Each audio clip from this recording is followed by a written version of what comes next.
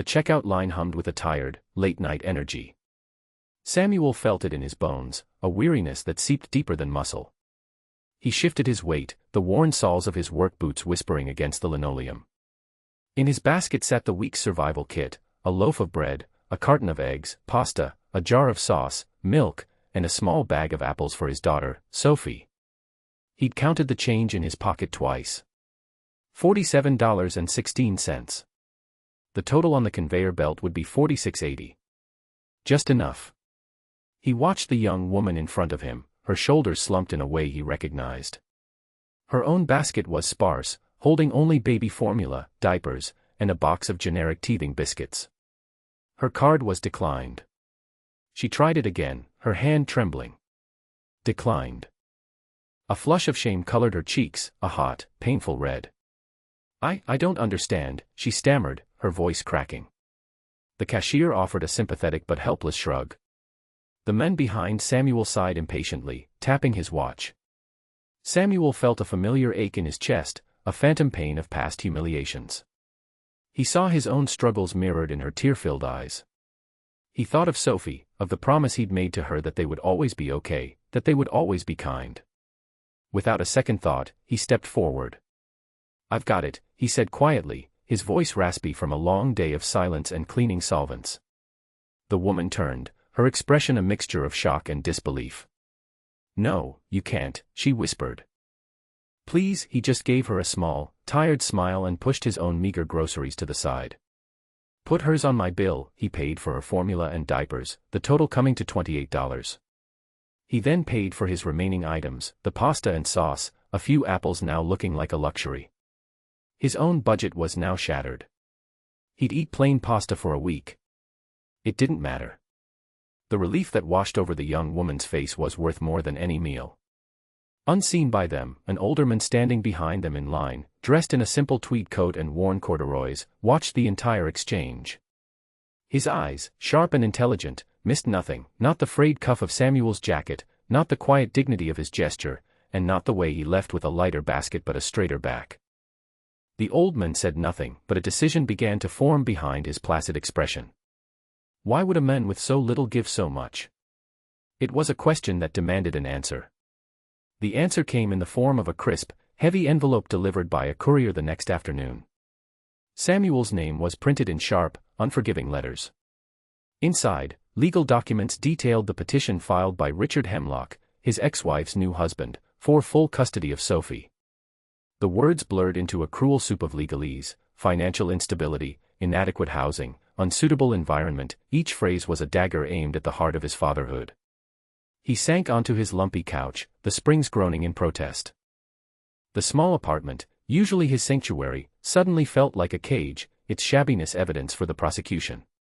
He looked at the crayon drawing taped to the wall, a lopsided sun with a beaming smile, signed, "For Daddy," from Sophie. That was his environment. That was his wealth. Richard's wealth was different, it was cold and hard, a weapon he now wielded with surgical precision.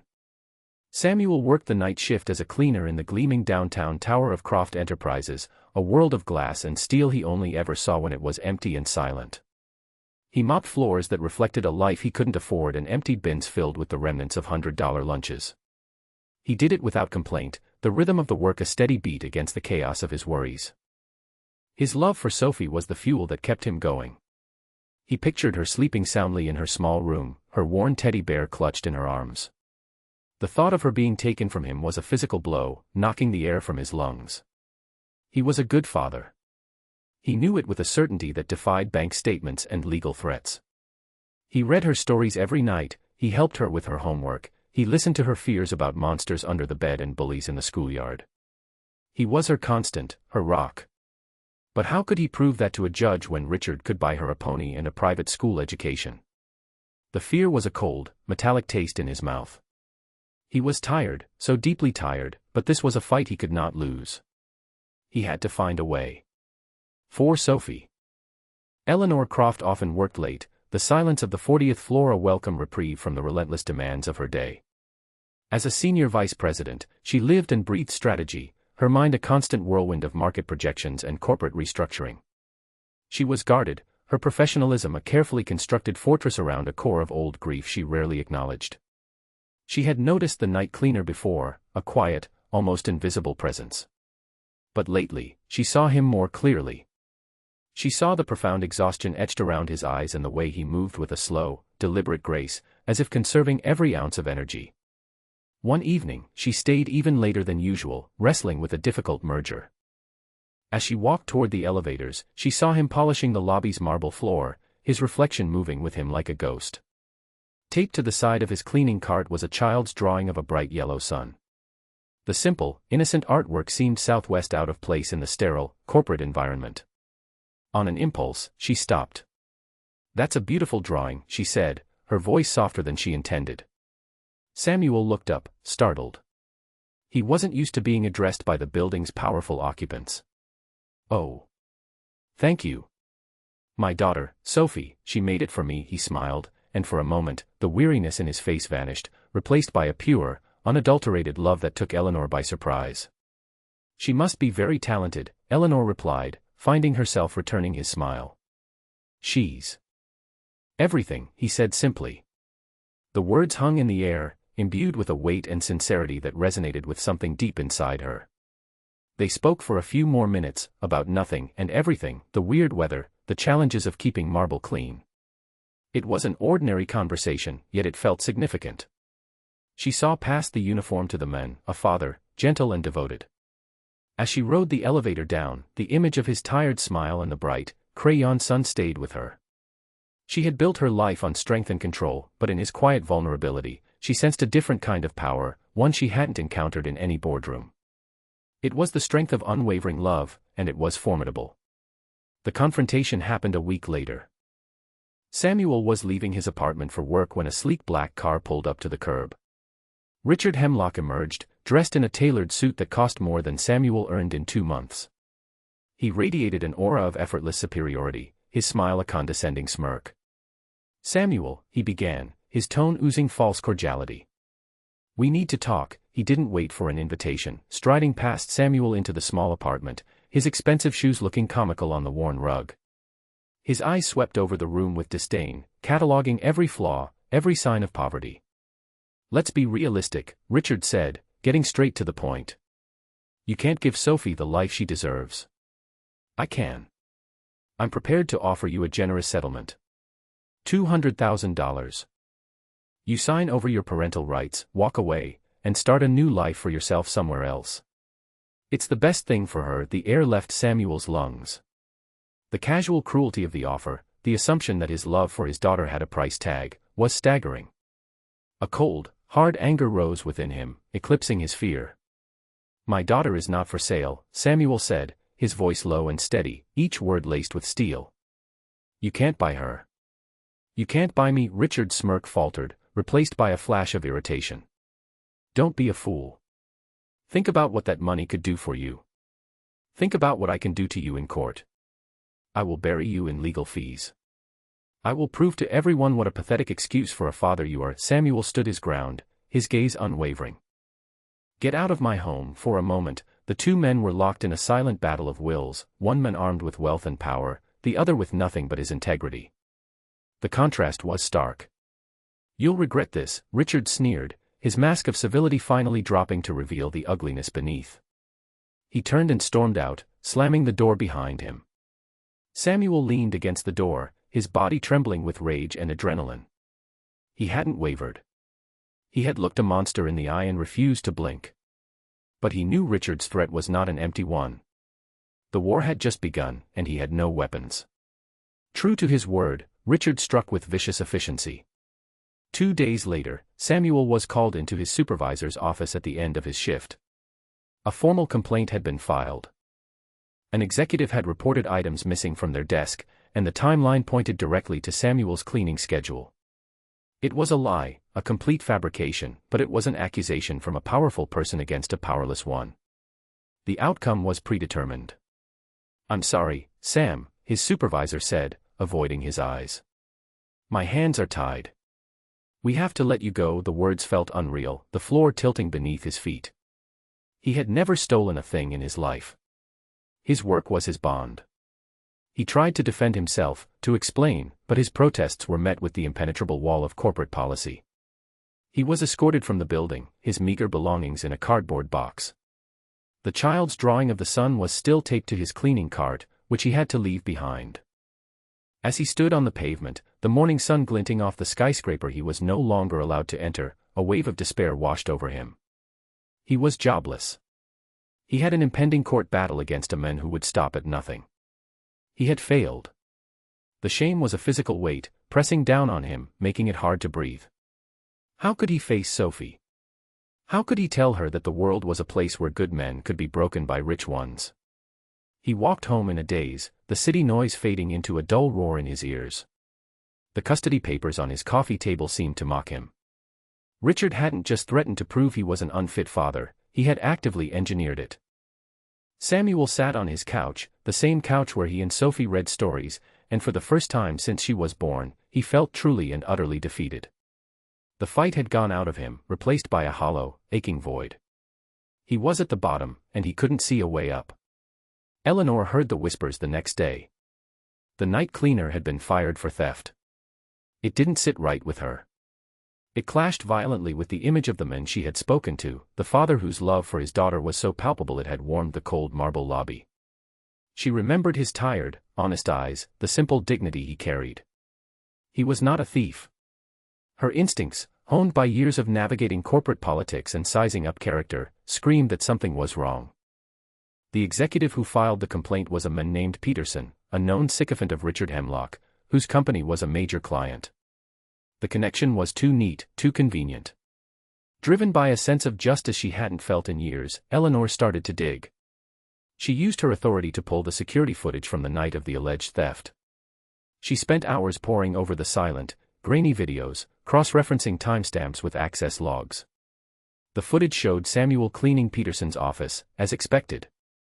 He was methodical, thorough, and never once did he pause or act suspiciously. But then she found something else. An hour after Samuel had finished his rounds on that floor, the logs showed Peterson himself re-entering his office. He was there for less than a minute. What was he doing back in his office at 3 a.m.? It was the piece that didn't fit. She felt a surge of cold anger. It was a setup. A cruel, calculated frame-up to destroy an innocent man's life. She didn't know the whole story, but she knew enough. The fortress around her heart began to crack. She thought of the crayon sun, a small beacon of warmth in her cold, sterile world. That warmth, and the men it belonged to, were under attack. She couldn't stand by and watch. She printed the access logs and saved a copy of the security footage. She didn't have a complete plan yet, but she knew one thing for certain: she was going to help Samuel. She was going to fight for him. Samuel was packing a small box of Sophie's toys, preparing for the worst, when a knock came at his door. He opened it to find a man in a driver's uniform. "Mr. Samuel Garrison," the man asked. "Mr. Sterling would like to have a word with you." Samuel was confused. He didn't know any Mr. Sterling. But the driver was insistent, and something in his polite but firm demeanor suggested this was not a request he could refuse. He was led to a gleaming black sedan idling at the curb, the same kind of car Richard drove, but this one felt different, less ostentatious. The car drove him downtown, not to the Croft Enterprises Tower, but to a discreet, elegant old building overlooking the park. He was shown into a top-floor office, filled with books and warm afternoon light. Behind a large oak desk sat the older men from the grocery store. The men with the kind eyes and the simple tweed coat. "Mr. Garrison," the men said, rising and extending a hand. "I am Alastair Sterling." "Please, sit." Samuel was still reeling from the shock. Alastair Sterling was a name he knew. A reclusive billionaire philanthropist, the owner of half the city, including the very building he had just been fired from. "You were at the grocery store," Samuel managed to say, his voice barely a whisper. "Yes," Mr. Sterling confirmed, his smile gentle. "I was. I saw what you did for that young woman. I saw you give from the little you had, without hesitation. It was an act of profound character." He paused, his gaze steady and kind. "I have spent the last year searching for a specific kind of person. Not someone with business acumen or a fancy degree, but someone with unimpeachable integrity. I am starting a new foundation, a charitable trust dedicated to helping families in crisis. I need someone to run it. Someone who understands struggle, who understands compassion not as a concept, but as an action." Samuel stared, unable to process what he was hearing. "Sir, I don't understand. I'm a janitor. Or, I was. I was just fired." "I know," Mr. Sterling said calmly. "I own the building. I also know the complaint filed against you was fraudulent. My team has already dealt with it. The man who made the accusation has been dismissed." He leaned forward, his expression earnest. "Samuel, I'm not offering you charity. I'm offering you a job. Director of the Sterling Family Foundation. The position comes with a substantial salary, a home, and the best legal support in the city for your custody case. I don't believe in tests, but life sometimes provides them. You passed." Just as the world-altering offer was settling over Samuel, there was a soft knock on the office door. An assistant poked her head in. "Mr. Sterling, a Ms. Eleanor Croft is here. She says it's urgent and that it concerns Mr. Garrison." Mr. Sterling smiled knowingly. "Send her in." Eleanor entered the room, her expression a mixture of determination and concern.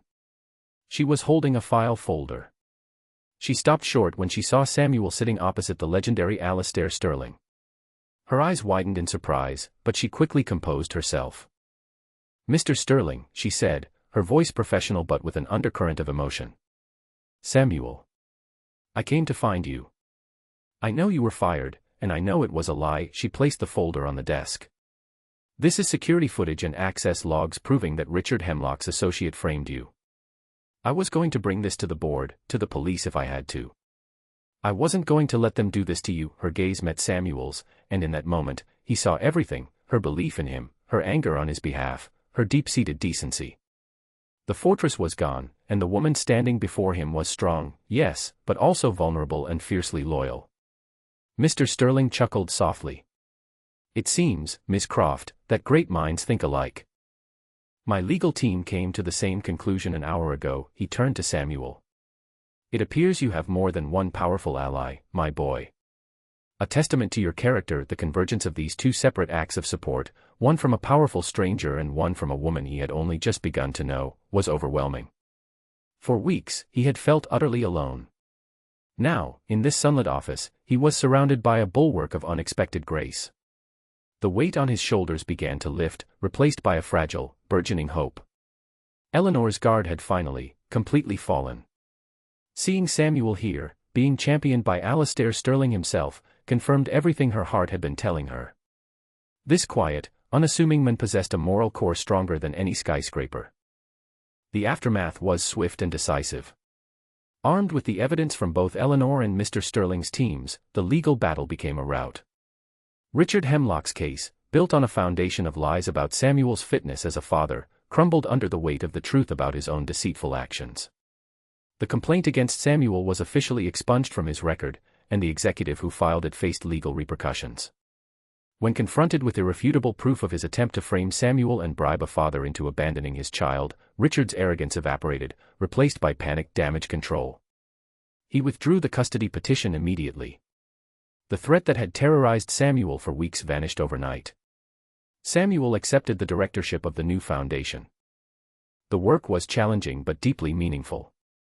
He was no longer cleaning up after the wealthy, he was channeling their resources to help people like the young mother in the grocery store, people who had been invisible to him just a short time ago. He moved with Sophie into a modest but comfortable house in a quiet neighborhood with a small backyard, provided by the foundation. For the first time, Sophie had a room of her own, painted her favorite shade of sunny yellow. The change in his circumstances was dizzying, but Samuel remained grounded. The money and the title were tools, nothing more. His true wealth was, and always had been, his daughter's laughter echoing through their new home. He and Eleanor began to see each other outside of the context of crisis and corporate towers. They took walks in the park, watching Sophie play on the swings. They talked for hours, sharing stories of their pasts, their griefs, and their hopes for the future. He learned about the brother she had lost too young, the source of the sadness she kept so carefully guarded. She learned about his late wife, the love they had shared, and the promise he'd made to always protect their daughter. A slow, gentle romance bloomed, nurtured by mutual respect and a shared understanding of life's fragility. One crisp autumn evening, months later, the three of them sat around a small wooden table in their backyard. A string of fairy lights twinkled above them. The air smelled of grilled cheese and tomato soup, a simple meal that felt like a feast. Sophie, her face smeared with ketchup, was proudly showing Eleanor a new drawing. This one wasn't just a sun, it was a picture of three stick figures holding hands under it. A tall one for her dad, a slightly shorter one with brown hair for Eleanor, and a small one in the middle with a big, happy smile. "That's us," Sophie announced proudly. "We're a family." Samuel looked at Eleanor, and her eyes were shining with unshed tears. She reached across the table and placed her hand over his. Her touch was warm, steady, and felt like coming home. The gaping holes in their lives, carved out by loss and hardship, were slowly being filled. The empty chair that had haunted Samuel's small apartment for so long was no longer empty. There was laughter here now, and the easy comfort of shared love. He thought back to that night in the grocery store, to the simple choice he had made. He hadn't been trying to impress anyone or win a prize. He had just acted from the heart, a quiet gesture of kindness in a world that often felt cold. He hadn't known it then, but that single act had set in motion a chain of events that had not only saved him but had led him to this perfect, ordinary moment. It had brought him love, security, and a future he never dared to dream of. Looking at his daughter's bright, happy face and the incredible woman sitting beside him, Samuel Garrison understood.